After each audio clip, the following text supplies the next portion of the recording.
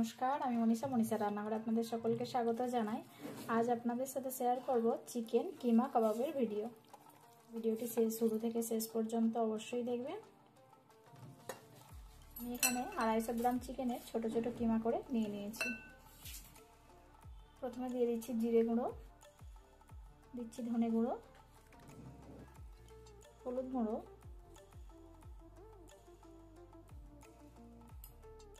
লঙ্কার গুঁড়ো, আর দিচ্ছি পেঁয়াজ কুচো, ছোট ছোট করে কেটে রেখেছি পেঁয়াজগুলো, আর গ্রেট করে রাখা আদা রসুন,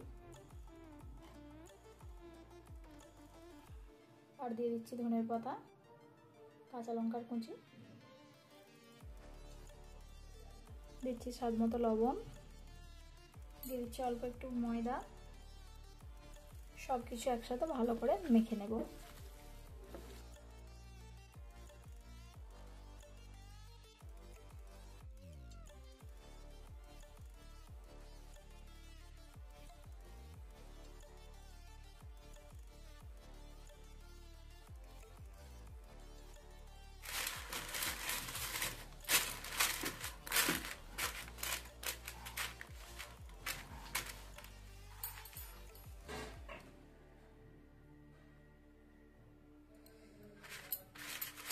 একটু সাদা তেল দিয়ে পেপারটা ব্রাশ করে দিচ্ছি। প্রথমে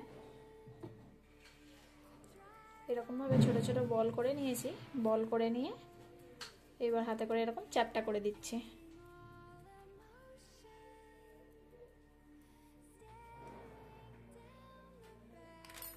দিয়ে একটা একটা করে দিয়ে দিচ্ছি।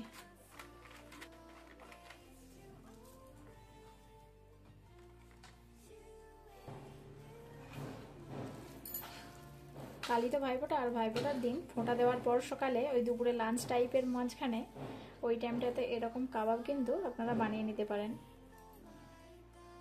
হয়ে গেছে সব কাবাবগুলো রেডি। এবার ওপর থেকে একটু সাদা তেল ব্রাশ করে দিচ্ছি। ব্যাস হয়ে গেছে। এবার এটা ফ্রাই করতে দেব প্রথমে 15 মিনিটের জন্য।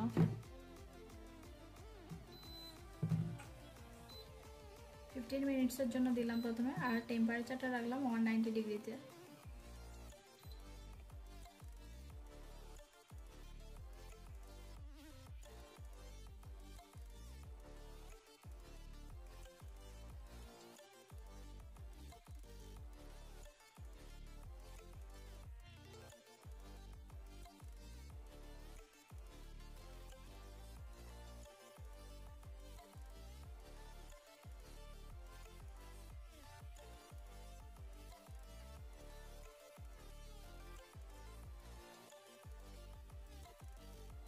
ফার্স্ট 15 মিনিট হয়ে গেছে। এবার খুলে দেখব আর একটু উল্টে দেব।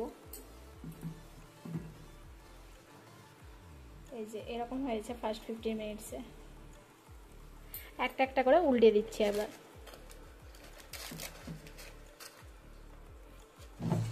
সবগুলো উল্টে দিয়েছি। আবার 15 মিনিটসের জন্য সেট করব। এবার টেম্পারেচারটা একটু বাড়িয়ে দিলাম, 200 ডিগ্রিতে করে দিলাম। ফার্স্ট 15 মিনিটও হয়ে গেছে। এবার দেখব খুলে কেমন হয়েছে। দারুণ সুন্দর হয়েছে কাবাবগুলো। আর চিকেনটা থেকে কীরকম তেল বেরিয়েছে দেখতে পাচ্ছেন? এত কম তেলে কত সুন্দর হয়েছে।